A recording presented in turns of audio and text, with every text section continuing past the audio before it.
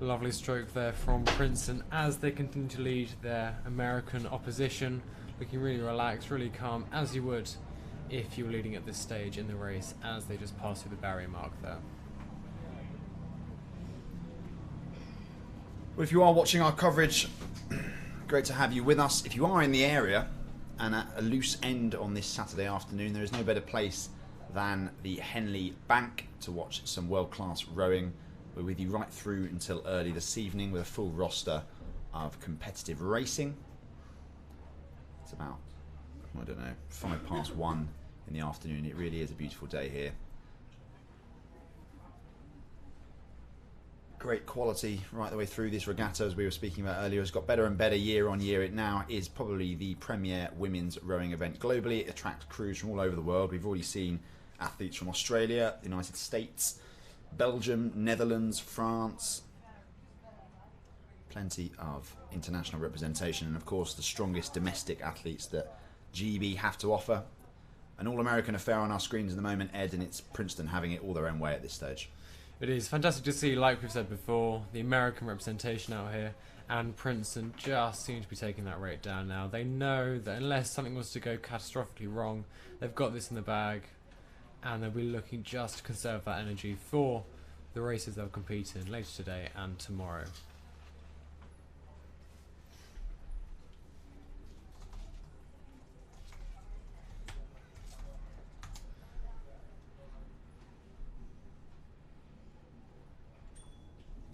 Princeton, of course, one of the centrepiece names of the Ivy League and one of the strongest collegiate rowing programs in the United States of America.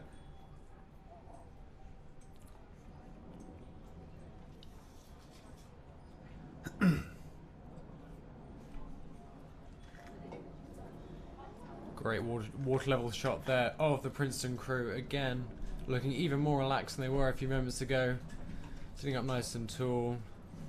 I'm sure we'll be seeing some smiles on those faces in a few moments when we suspect they'll cross the finish line ahead of their opposition from the University of Tulsa.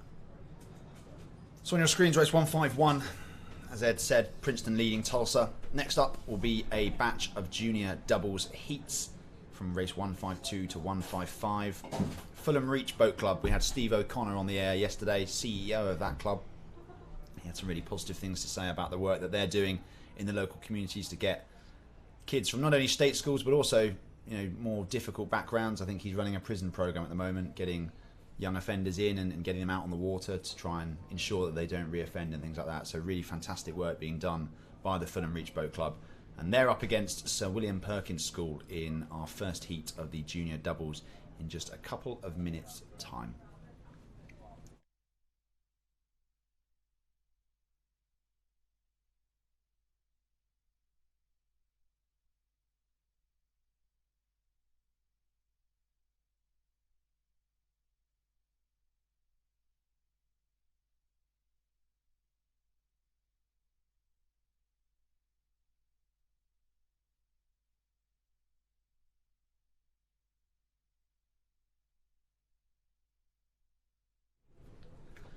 Well, you can see on your screens at the moment Tulsa, who look like they are perhaps struggling with something. I'm not quite sure what's happened in their crew. The safety boat for a moment looked like it was rushing towards them, and it has now come off the course at the 3/4 mile mark. But Tulsa have slowed right down. They are not really rowing anymore. I'm not quite sure what's happened there. Makes it easy for us to call the winner, but bit of a mystery going on the course there. Not quite sure what's happened. they look like they're about to have a racing start, so I don't know if something's happened in the boat or they've had an injury. There we go.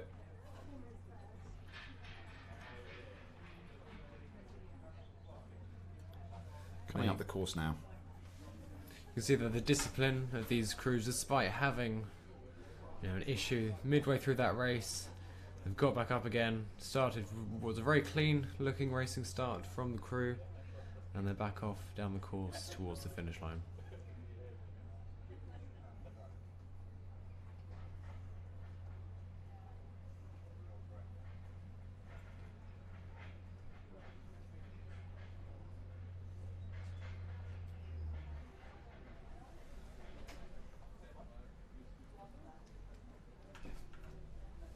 So there we get magnificent shot of Temple Island, perhaps the distinctive landmark on the Henley Royal Regatta course, which of course is itself due off in 11 or so days time. The premier, probably the premier river regatta globally. The booms are up, crews are starting to arrive in Henley town. The town becomes almost like a festival town for the next couple of weeks, because of course you then have the Henley Festival shortly after the regatta, so really busy period for all the local shops, local vendors, people who live in the town. Great to see so many crews travelling from the United States of America, Australia, New Zealand and all the aforementioned to come and compete on the Henley stretch. But here you can see glistening water down at the start. I would recommend, if you are down here listening to the coverage, the start is a must see for anyone who is spectating on rowing. It's very, very peaceful until the umpire's launch kicks into action and the crews leave the state boats, and then it becomes a frenzy of activity. It really is something quite special to watch. So do head down to the start if you are at a loose end this afternoon. But here we can see race 152 ready for the off. Fulham Reach up against Sir William Perkins School A.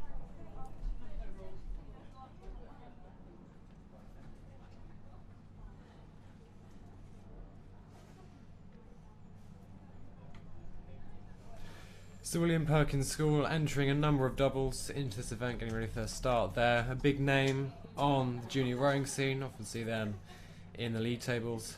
You see their very disciplined crew ready to go from the stake boats. Off they go. Fulham Reach closest to your screen on the Berkshire station. Sir William Perkins School A on the Buckinghamshire station. Of course, as I said earlier, Fulham Reach, a community-focused boat club in London, aiming to make the sport accessible for all people regardless of background, crushing the stereotypes that so often plague rowing, and are quite often untrue actually, but putting in a good performance so far. Nice clean start from both girls, just coming together just a little bit there in terms of steering. We don't want any collisions. It's not conducive to a good race at all, and it looks like Sir William Perkins have had the better of that there, Ed. It does. We often see this, that one crew, there's a little bit of almost a clash or a collision off the start, then one crew will come away and they'll use that to their advantage. But as we saw yesterday, especially in the single sculls, it doesn't always mean an easy victory. And already you can see Fulham Reach just trying to claw back what they lost in those opening few strokes.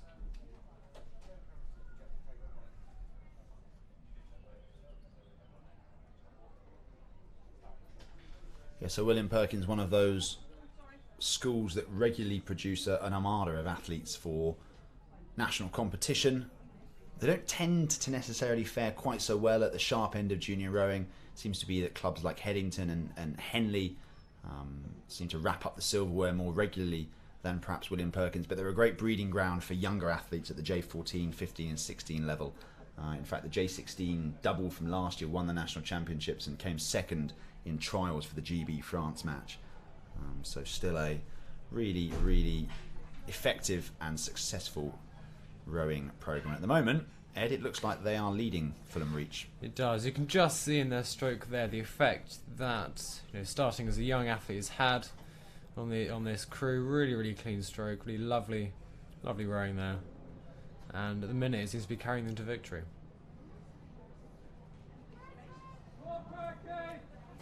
Has to be said, both these crews sculling really well. Fluid, there's no wasted energy at either end of the stroke. Locking on nice and sharp and propelling the boat forward. But Perkins just opening up clear water on their opponents from Fulham Reach, which will be pretty important actually as the crews make their way down the course. Can just see there, like we said a moment ago, that William Perkins have just broken clear of their opponents of Fulham Reach, and this is where the real battle begins for Fulham Reach. Trying to stay in contact even when you can't see your opposition is one of the hardest things in rowing, as anyone that's been out there on the course themselves can attest.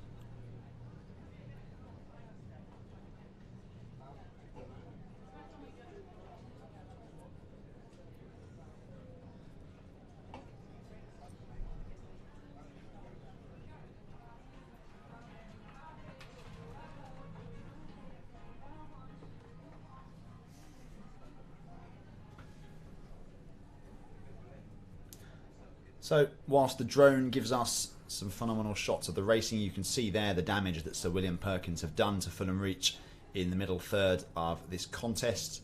Several lengths clear now. We have race 153 underway. Cheltenham Ladies College on the Berkshire Station and Walbrook Rowing Club on the Buckinghamshire Station. So that's Cheltenham closest to your screen on what is now becoming the left-hand side, and Walbrook there closest to Temple Island.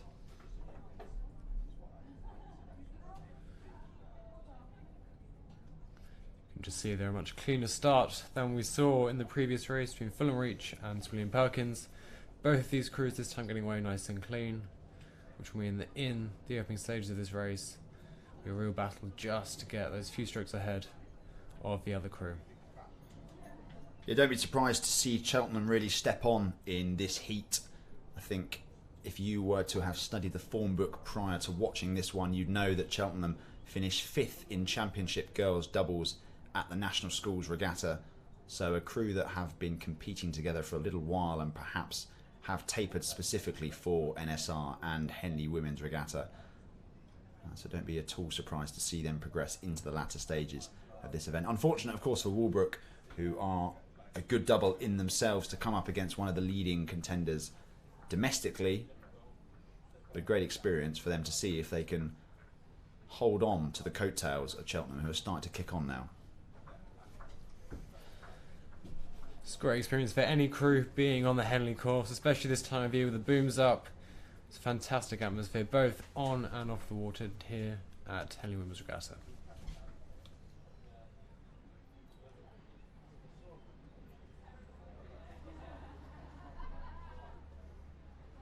I have to say it, I've always found the double a peculiar boat class to master, because it's just you and one other person, and you've almost got to become one. In the words of the Spice Girls, you've got to make sure that you are completely synchronised, completely together, and that you don't sort of allow anything to come between the two of you when you are on the course. And I think that usually comes down to the responsibility of the bow girl. It does, more often than not, yeah. Coaches will often talk about producing a machine, especially in these sculling boats, trying to encourage their athletes not to move as individuals and to really erase any trace of individuality. Just create the fastest crew possible. And we can see it's working wonders for Cheltenham Ladies College, who are so far at the barrier, winning this race.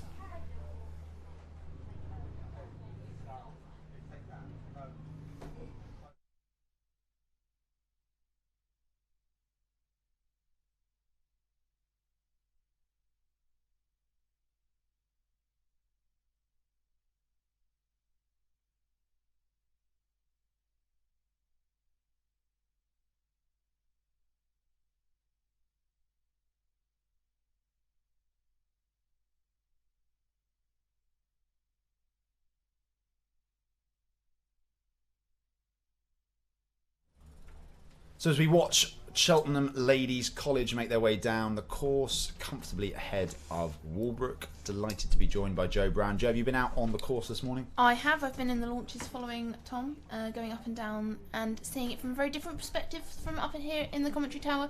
You're actually with the crews on the water, which is a rather pleasant change. Yeah, absolutely. I can imagine following the race. And it's nice weather as well, given the fact, I know we're told not to talk about the weather, but given we've had about 2 weeks of solid rain, I was quite pleased that it stayed dry when I was down there. Yeah, it has been miserable. Henley Women's have negotiated quite a good deal with the weather gods to get Oxfordshire looking like this today. It is really beautiful, and we had really good weather yesterday as well. I don't think the forecast is quite as strong tomorrow, but we live in hope. And there has been some good racing as well today so far. Absolutely. Already. There's been some surprising results. I was very intrigued by the US Navy women's Cox's 4 that came past to overturn Leander, which I thought was a fantastic result for them. Yeah, I was surprised until I saw them row, and then I realised. And then you realised that they were going to be quite good. How good they were. Also, they were just very like they were just strong looking. Do you know what I mean? Like they came past, and I was like, they're going to win. They just owned it from the word go.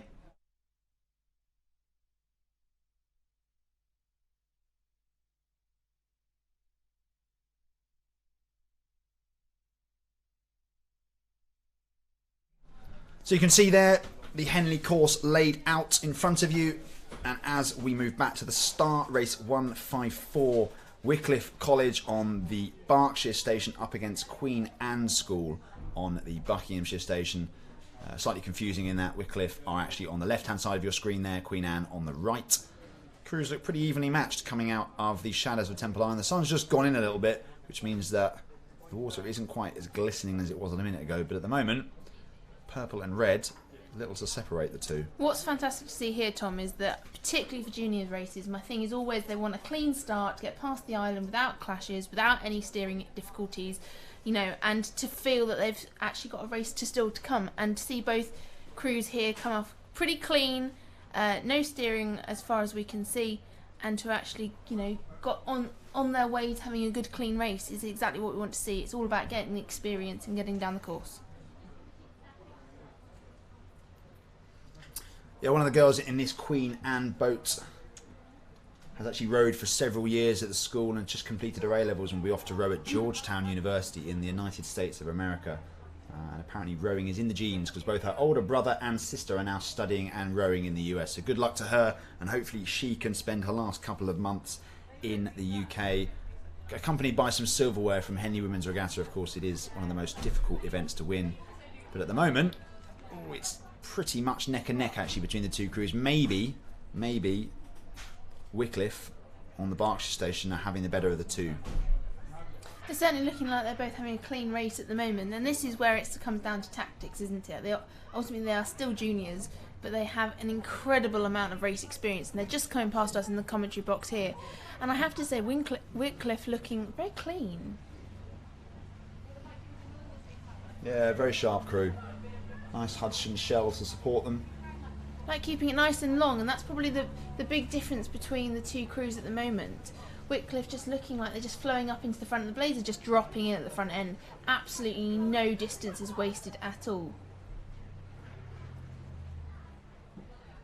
Tom, what do you start thinking at this point now? You know, you're coming up to the boating area, you're starting to see that you're inching ahead. When do you ever start thinking, yeah, this is ours? You're probably asking the wrong person.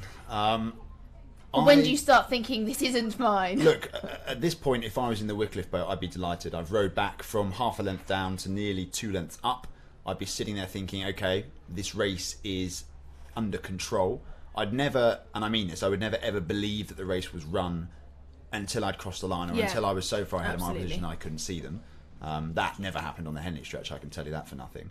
But I think, as you saw earlier with the Leander crew, where they bumped into the booms about 10 metres before the finish line. Yeah, I think it's important to keep your focus in your own boat. There's nothing you can do to influence the crew next to you. It's all about making sure that your focus is in your own crew, and especially in a double, like I was saying to Ed earlier.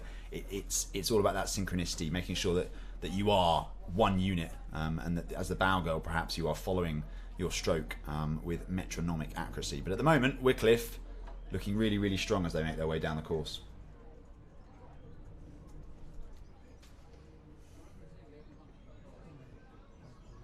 Of course, a reminder, this is race 154. We've had a couple of heats already of the junior double sculls, and we've got one more to come. Nottinghamshire County Rowing Association up against Reading Rowing Club in race 155, which is due off. I believe it might actually already have left the state boats. You can see there the drone laying Henley's countryside out for all to see. And in race 154, it is Wickliffe who are having the better of the sort of proceedings to this stage. But actually both crews looking like they had a very clean race and just slightly outpowered by the looks of things.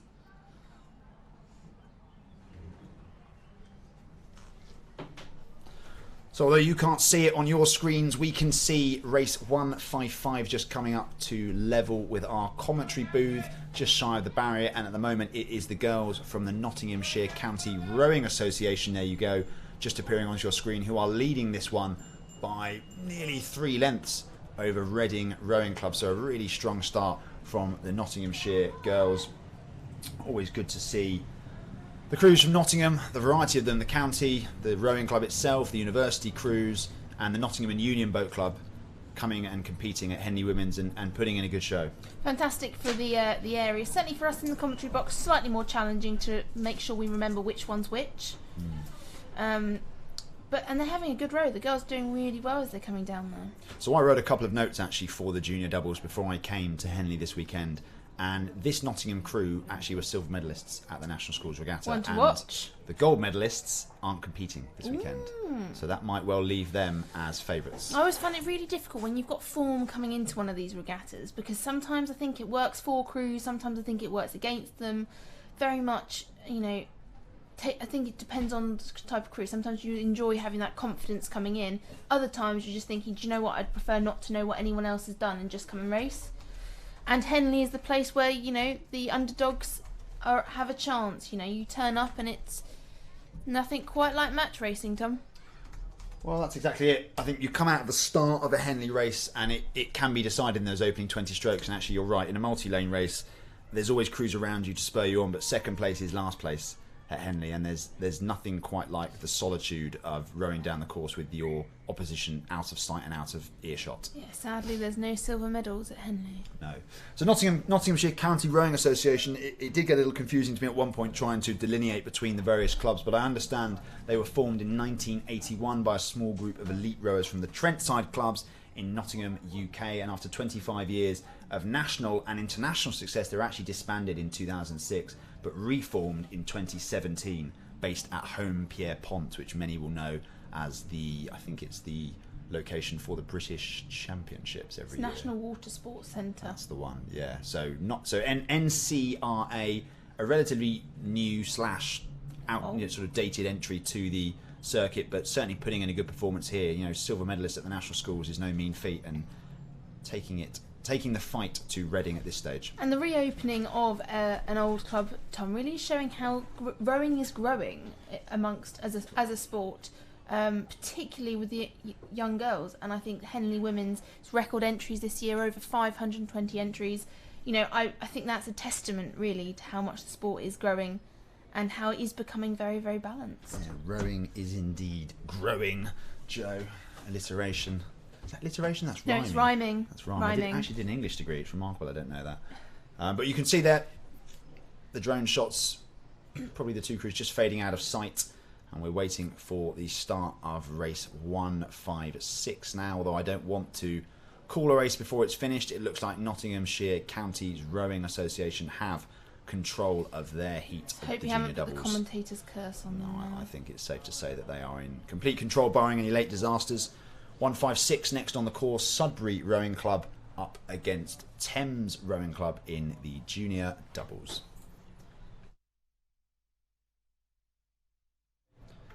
And it's by magic. Off the start, Sudbury and Thames. So easy to get these single sculls up to speed, but once you are up to speed, it takes a lot of mental and physical strength to keep them at that rate. You can see a little look over there from the girl in the Thames crew. And that's because ultimately she knows that a slip up here, a steering error in that first 100, 200 metres is just fatal, isn't it, Tom? On this course, if you get a hit on the booms in the first 200 metres when you're trying to get up to speed, you've got very little chance of coming back from that. Yeah, you're in trouble, absolutely. Though we did see earlier on a Tideway Scullers crew hit the booms and go on to win their race. So which was, I would say, is unusual. For anyone watching down there who is interested in coming to Henley Women's, the idea is not to hit the booms. That's the aim. Yeah, no, I'm not advocating becoming too familiar with the booms at all. But here we go. We have a pretty well-matched race, actually, so far between Sudbury and Thames. The Thames girl just coming into close contact with the goose, but managing to get beyond that. It's Halsey from Thames and Mole from Sudbury. And as the two crews come level with that camera shot, it looks like Sudbury have around half a length. Always difficult with this part of the race in a single to actually get into your rhythm, because you're always thinking, what's the other person doing? And actually that mental strength to go, no, I'm just going to settle into my race and really get into it before I start thinking about the other crew is always hard, because you don't want to let them go too far, because if you let them go you'll never get them back. You know, it's always a really difficult one in a single. You've got nobody else backing you up on any of your decisions.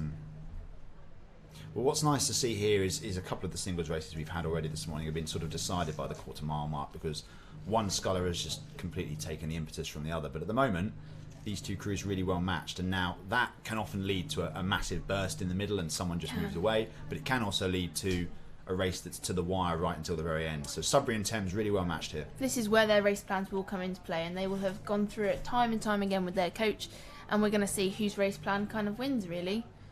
I think, Tom, there's different tactics in a singles race. There's the get your nose ahead, stay ahead, but that can lead to a bit of a fly and die approach as well. From my perspective, you need to be a pretty mature athlete to be remembering a race plan at this stage. If your opponent is literally within breathing distance of you, race plans to me go out the window. It's more a case of just pull really hard and hope that they go away.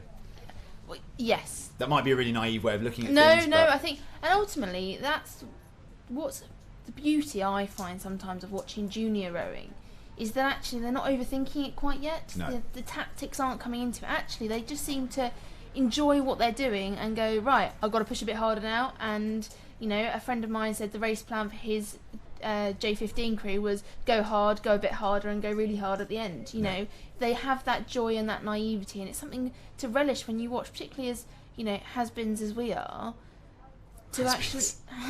to, you know, only 23. Well, rowing is very long gone for both of us, but it's nice to see that joy of people just going out and giving it their best shot. Yeah, absolutely. I think I spoke with my coach years and years ago, and he said the race plan years is to and win. years. The race plan is to win, and I was like, yep, that actually makes a lot of sense. But here we go. We can see Sudbury. She's maintained. She's just stayed there, hasn't she? She's just not going away. And for the Thames girl, is it Mole? No, it's Mole of Sudbury and Halsey of Thames. Halsey, that is the most frustrating position to be in, is that whatever you're doing, you're not catching them, but they're also not going away. You're feeling that there can't be that much of a speed difference because she's not walking away from me, but I don't seem to be able to getting an edge in edgeways, and it might be a case, as we see them coming down the course here, that it's just fitness wins out. Well, I have to say, it's a brilliant contest. We've been busy theorising and contextualising all of this for you watching at home, but fundamentally this is just a really good race. And although we have split screen here down to race 157, we'll keep one eye on what's happening between Mole of Sudbury and Halsey of Thames to keep you up to date on what's happening. It's 157 now on the course as well. Taylor of Sir William Perkins School up against Furness of Cambois Rowing Club.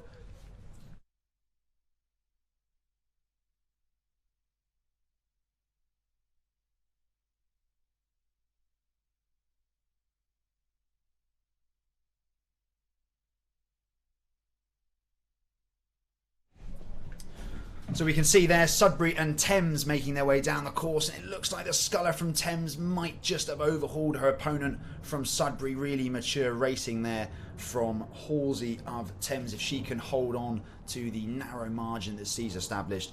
But we'll also keep an eye on race 157.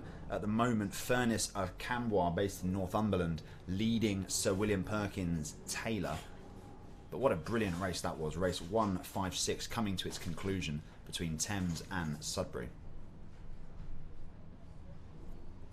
With smaller boat class events, you definitely see the smaller clubs doing really well, and a club like St Perkins, who have done, I think they've got some pretty good results throughout the year, coming against someone like from Cambois, definitely she's met her match.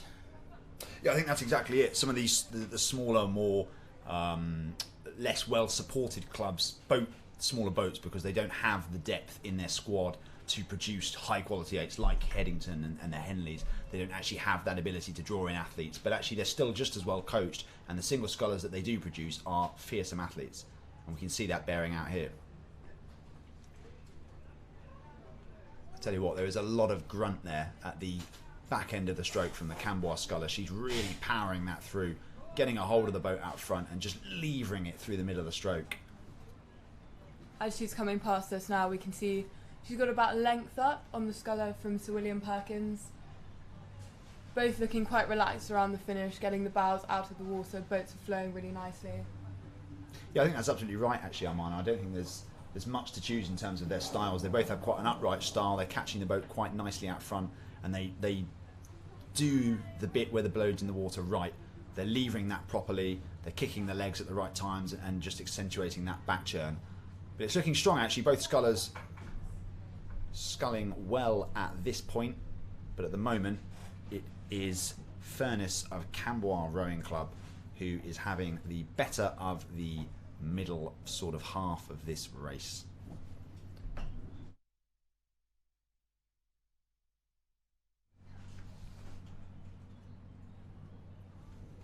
Just watching the two athletes come down towards the enclosures.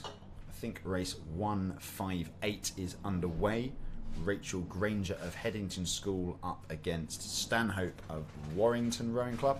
I'm expecting some encyclopedic knowledge here of Granger, Armano, as she is a crewmate and colleague of yours. Yeah, she is. Granger, well, she's got the rowing gene, really. Both her parents, Bruce Granger, often found commentating at Wallingford Regatta, and her mother, I think I'm right in saying, has represented the USA in the women's single several times at the Olympics. Wow.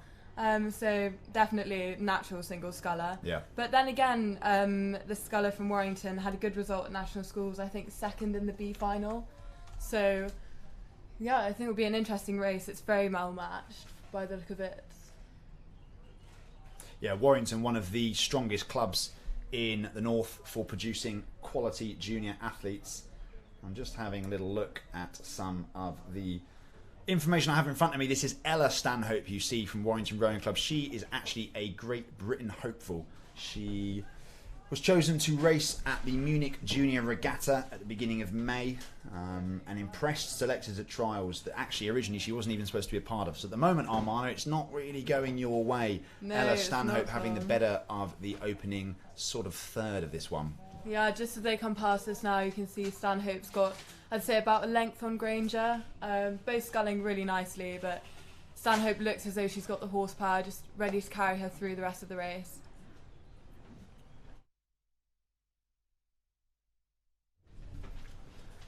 So if you're Rachel now, what do you do? How do you respond? I think at this point in the race it just comes down to grit, really. How hard you're prepared to work, how hard you're prepared to fight for it. And I think Rachel's definitely got it in her. So we'll see how it goes, but Stanhope has definitely established a dominating lead. So she raced with you at national schools, didn't she, Rachel? Or did Rachel was in the second 8 at Nat schools, yeah. I think she's actually competed at Henley Women's before in the single She scull. has, yeah. Yeah, she did well last year, but got taken out by, I think, a Tideway Scullers rower. Ah, I see.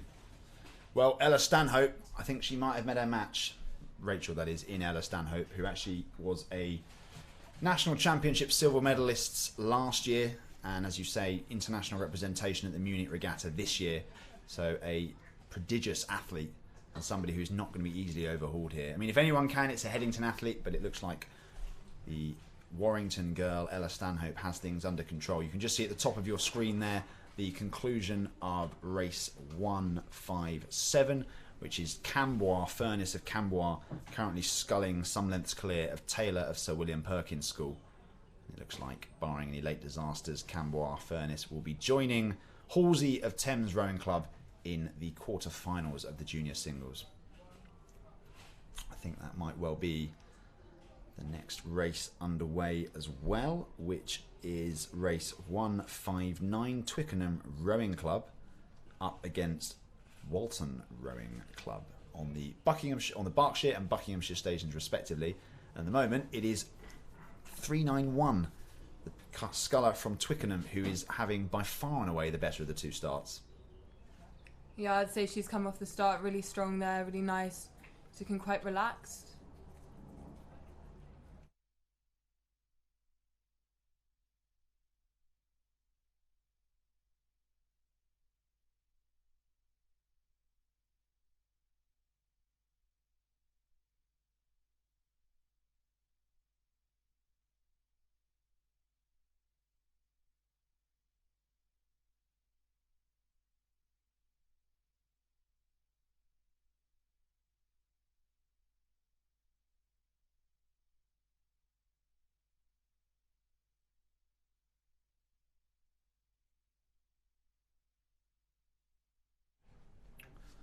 So as we can see, those two crews, those two scullers coming down towards us, Twickenham and Walton.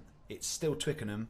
Quite a low rate, actually, I have to say, but lots of power going down and a really fluid stroke style. You can see all extensions of the stroke just being emphasised there. Getting lots of time at either end of the lever. Yeah, you can really see how she's emphasising the back end there compared to the Walton girl, who seems, I'd say she's taking quite short strokes, obviously trying to catch up with the sculler from Twickenham. Yeah, much higher rate of striking there from Walton in Definitely. comparison to the girl from Twickenham. Yeah, just as she comes past now, you can see very relaxed.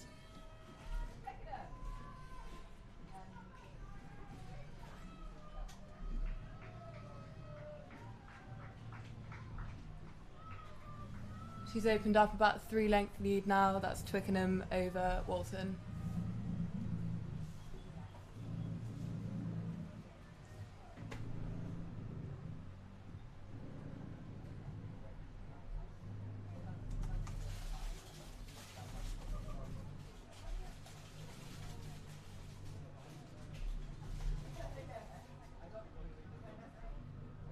So this Twickenham sculler was 24th in the time trials of the Championship Girls Single Sculls at the National Schools Regatta. So a girl who has a bit of experience of racing in a single.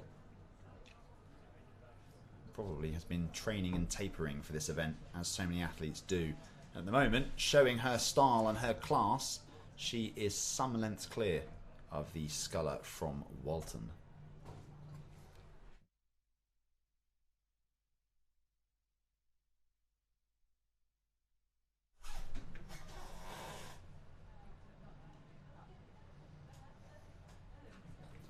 You can see actually on her boat, Armana, that the letters GB are emblazoned. So perhaps the GB selectors have one eye on this promising young talent who's currently putting on a really good show here at Henley Women's Regatta.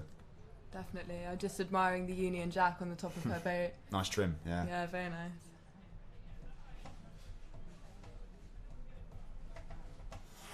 So you join us, if you are just joining us, welcome. If you've been with us a while, I promise I'll be off air soon.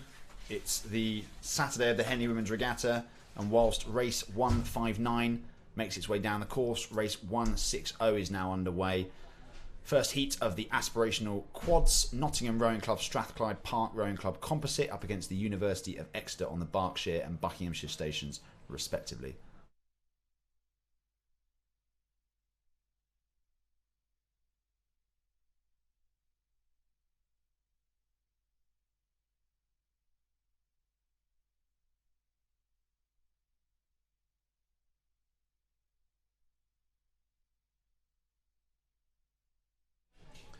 So race 160 on its way down the course, and I've got Ed Evans back on air with me, and I have to say, Ed, the quad is something I've been waiting for all day. It is by far and away my favourite boat class.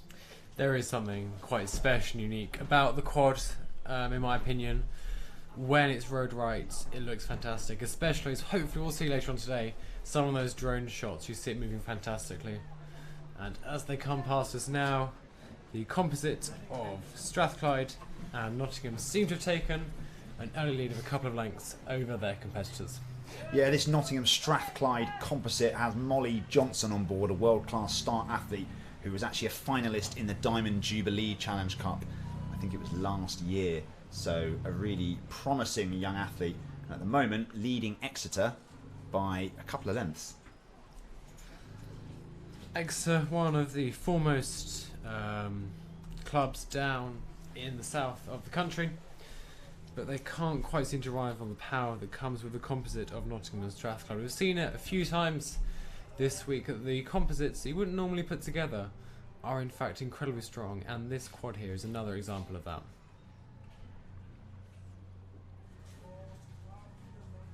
Yeah, it comes to bear again, doesn't it? That old saying that if you put together, it's not an old saying, I've just made it up, but if you put together a composite, generally speaking, you expect to be fast. There's a reason that you do it usually, and this Nottingham Strathclyde combination certainly substantiating that idea. Sculling really, really well, it has to be said. Nice and relaxed. Ooh, a little bit of a skied blade there from the stroke girl, but she recovered it really well. That's the other thing, isn't it? I suppose if you do make a mistake, as I've seen crews do numerous times on the Henley stretch, it's not so much the mistake that's the problem, it's how you then recover from that. And this is often what separates those more experienced athletes that do go on to win these events and those that don't. We see it again and again, that coming a bit close to the booms there, and sometimes when the crews hit these, the more experienced girls will be able to recover and go on to win the race, but especially with more junior and amateur athletes, it can really throw them off their plan. Well, as we watch Nottingham Rowing Club Strathclyde Park make their way down the course, a couple of lengths clear of the University of Exeter in control of their heat of aspirational quads, we move back up to the start for race 161. DSRV Laha of the Netherlands on the Berkshire station and Fulham Reach Boat Club Vesta Rowing Club on the Buckinghamshire station. It looks like that Fulham Reach Vesta composite have had a bit of a nightmare start. They're a couple of lengths down already. Proving us wrong about what we just said about the composites in this case. We'd expect the Netherlands crew from DSV Laha to be an incredibly strong crew. You can see they're rowing in a borrowed shell from Newcastle University.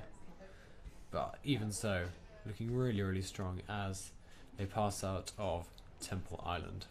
Well, I suppose it's sort of it applies to both, doesn't it? If you come across from Holland, which is not just down the road in Maidenhead, you again expect to have a bit of raw speed, a bit of base speed, and certainly entering aspirational quads, I'd imagine this is a pretty tidy student unit. And bearing that out here, absolutely, they're leading the Fulham Reach Vesta Rowing Club, the Delftse Studenten Vereniging Laha of the Netherlands, and I know I haven't practiced that, coming up towards us at the barrier with around 2 lengths on the Fulham Reach Vesta Rowing Club composite. Really strong performance from the Netherlands girls here. As we were saying a moment ago, when a quad is rowed right, it is, as my favourite phrase is, a symphony of movement, and you can see it going past now. It seems to be paying off. Looking really, really strong there.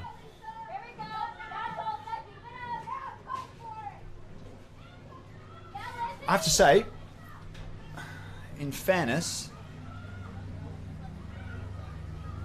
I'm going to say, yeah, we've been calling this completely wrong here, Ed. This is not actually race 161. It should have been race 161. For whatever reason, race 161 is delayed. This is actually race 162.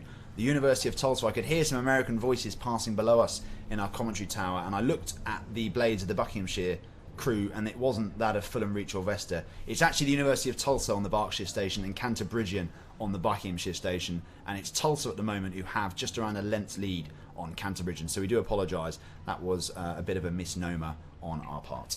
But as we were saying, the crews that come across from abroad do bring some of their finest athletes, and whether they be from the Netherlands or, as we've correctly said now, from the University of Tulsa in the US, they are looking really, really tidy as they come past our camera there.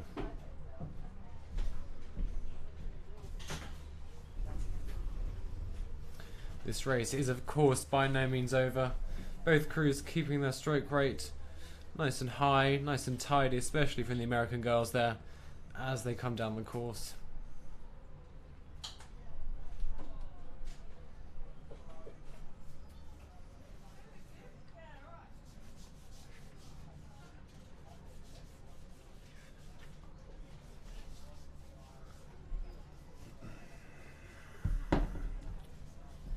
So you can see Tulsa making their way down the course in close quarters with Cantabrigian. That race is by no means run at all, so we'll keep one eye on that. But now we do have race 161 on the course. Delftse Studenten Vereniging Laha of the Netherlands on the Berkshire station and the Fulham Reach Vesta Rowing Club composite on the Buckinghamshire station, and that is the distinctive kit that Laha always wear. I remember them winning the Temple Challenge Cup back in 2013, and it was the red and white trim that they have. So you can see them there making their way down the course, and they're currently leading the Fulham Reach Vesta composite. Lovely for the spectators to have such a bold kit and blade colours to follow, and great for us up here, makes our job easier. So there we go, we can see Tulsa winding it up for the finish. It's hard to see where Cantabrigian are in relation to them. The last time we checked in, Ed, they were in pretty close contact with each other. So in the way Tulsa are rowing there, that's a highly jacked rate. So I'd expect Cantabrigian to be putting them under significant pressure at this stage. Cantabrigian, of course, training on the River Cam in Cambridge, a very windy river. And as tends to be with the river dominated by collegiates, so Cantabs will have a little bit of a time trying to get in some good racing practice there. Doesn't seem to be holding them back, though, as we can see in our top right-hand picture. Yeah, and this Laha crew, that is one smart quad, it has to be said. rowing really, really well. Absolutely locked in together, nice and efficient around both ends of the stroke. They're not wasting any energy. If you look at the way they're sitting upright at the finish, that is just allowing them the platform to set up the next stroke straight away. Locking on and moving forward.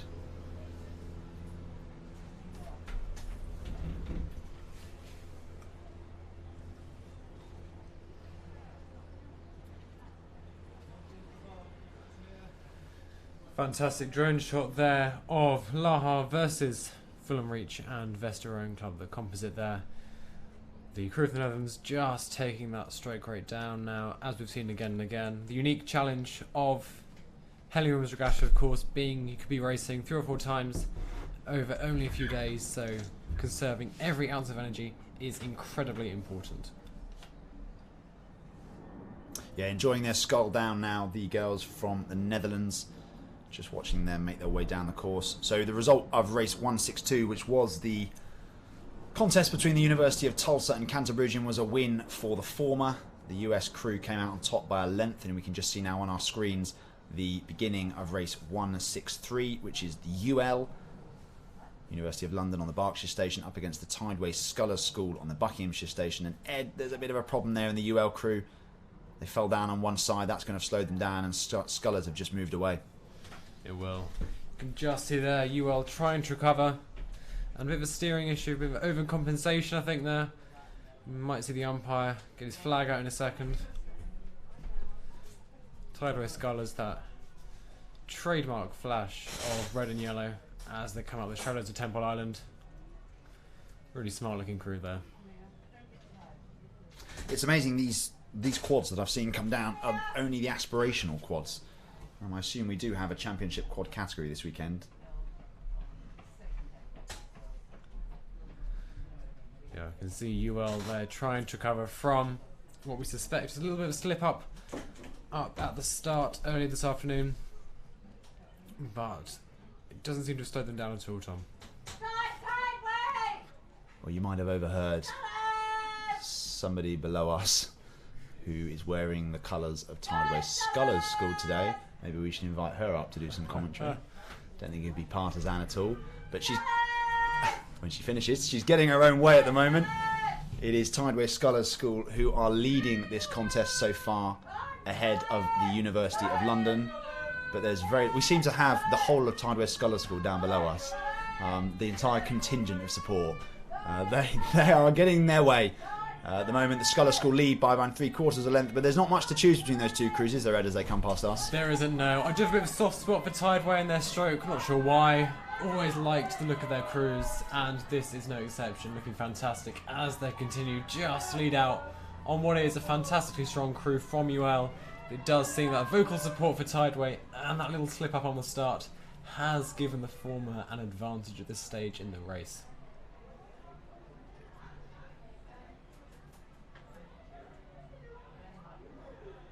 Well, Scullers have already had a bit of a dramatic day, colliding with the Booms in an earlier race. I think it was in a Cox's 4, but going on then to actually win their contest. So we always know that they will race very hard and very competitively, and proven so again.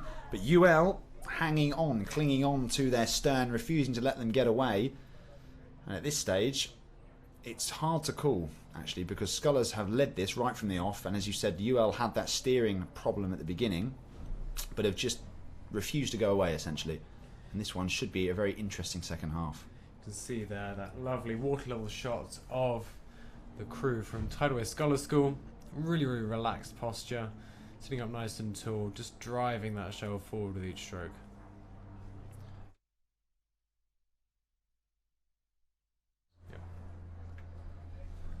So we're still waiting for confirmation of race 161, but unless something went horribly wrong, that was likely to have been a win for Delftse Studenten Vereniging Laha of the Netherlands up against the Fulham Reach Vesta Rowing Club crew.